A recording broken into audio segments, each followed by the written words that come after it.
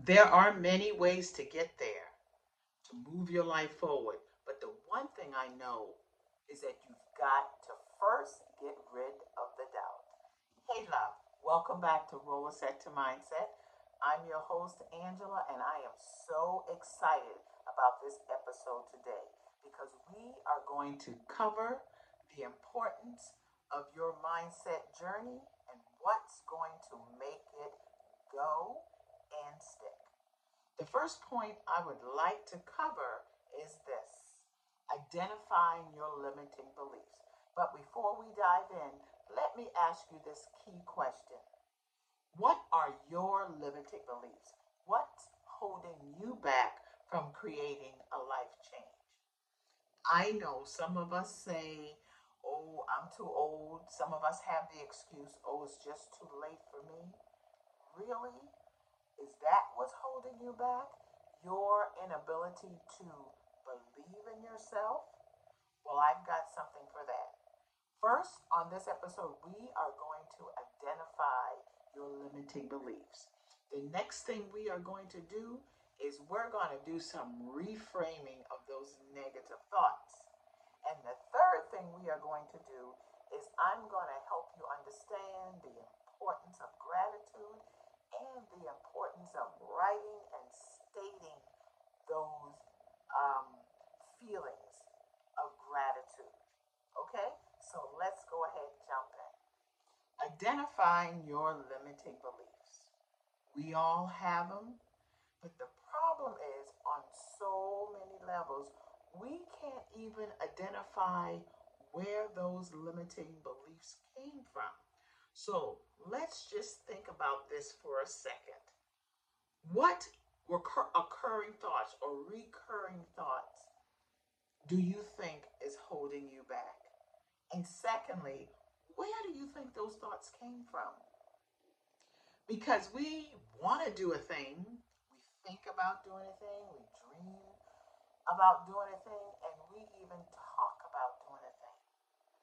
But somehow, the thoughts of, oh, I can't do it, the thoughts of, no one in my family has ever done it, the thoughts of, what are people going to think about me for wanting to do this thing?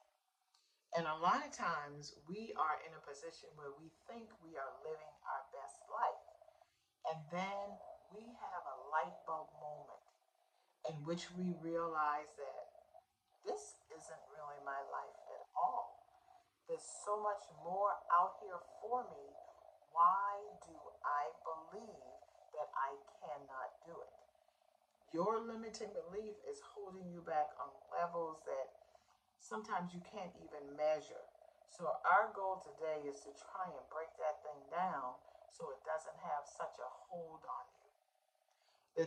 The second thing is reframing your negative thoughts. I had to try and find a way that when my negative thoughts came up, I had to find a way to flip that. And what I did was I learned this technique called the power of yet and replacing I can't with how can I. Say, for instance, you know how, um, say, if you're trying to reach a certain financial goal and you say, I have never made $10,000 a month. What you want to do is that statement is you want to put the power of yet on the back of that. I have not made $10,000 a month yet.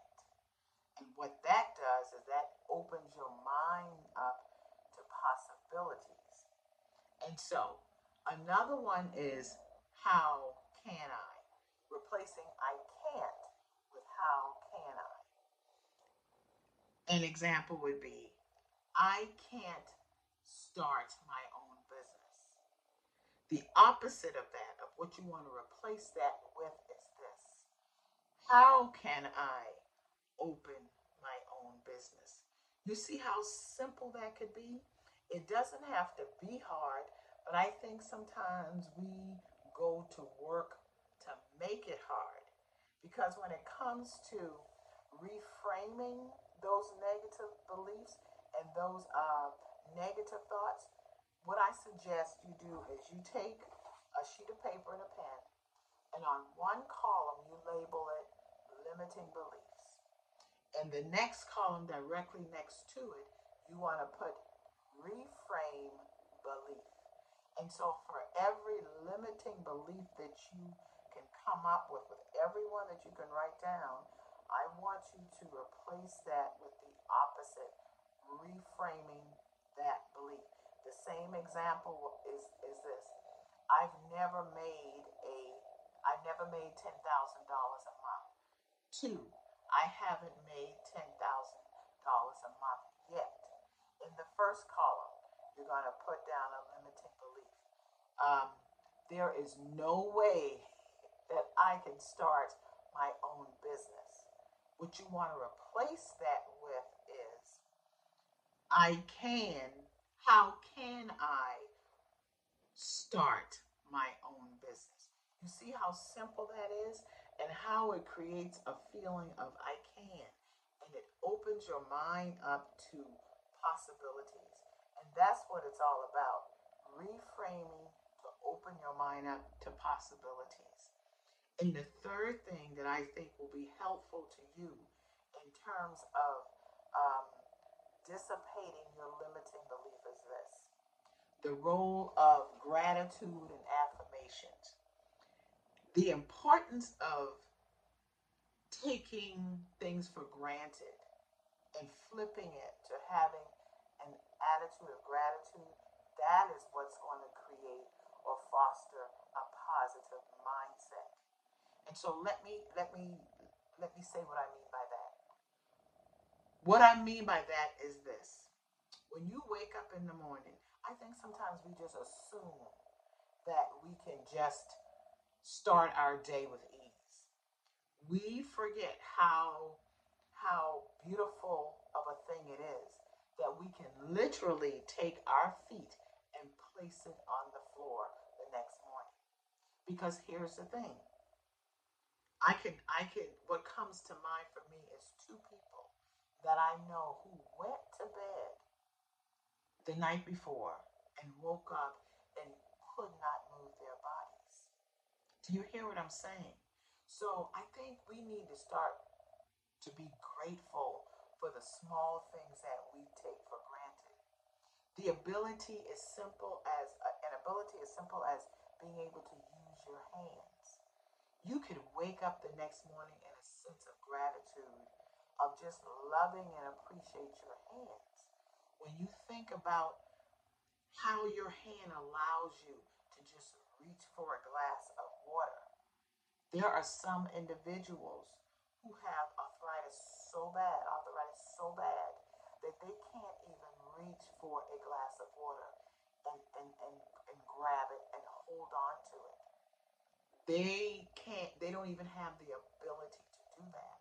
So when we think about the little things, when we sit in a state of gratitude or operate in a place of gratitude for the small things in life, then we begin to see how blessed we are. So what I want you to do, I want you to start teaching yourself the importance of gratitude. And this is how we're going to do that. Very simple. What I want you to do when it comes to gratitude, I want you to, every night before you go to bed, I want you to write down what you were grateful for during the course of your day. It could be three items. If you can't write them all down, I know you can think of three. So what are you grateful for at the end of your day? Write it down. And then I want you to write an affirmation that you will focus on the next day. Say, for instance, I am grateful that I had a car to get in and drive to work safe and sound. Okay? And the affirmation that you write the same night for the next day What will you focus on? I will focus on being grateful for the transportation that the Lord has provided for me. Plain and simple. I will be grateful for the fact that there is money in my bank account to take care of my monthly bills or my daily bills. Something simple, because what you're doing when you operate with simplicity, you are training your mind. You are training your thoughts to think positive, to believe positive. And what I want you to do at the end of your week, I want you to examine how that left you feeling. When you walk around with an attitude of gratitude, when you reframe your negative thoughts, and when you practice affirmations the entire week, I want you to be observant on how that helped to change your week. And then guess what I want you to do? I want you to rinse and repeat. It's just that simple. I think so many times we go to work to make it hard, and it's not. It's not rocket science. It's daily living, staying positive and staying open and receptive to our good. And when we do that, our good our good jet speed, like a jet speed, it comes our way. And what I want you to do before you leave this video or you leave this podcast, I want you to share it out. Share it with someone who you think can use this message. I also want you to subscribe. I want you to leave a comment, because that's, guess what that does? That allows me to keep bringing these videos of inspiration to you. And remember, like I always say, whatever you put out, whatever seeds you plant, it comes back to you tenfold. I'll talk with you soon.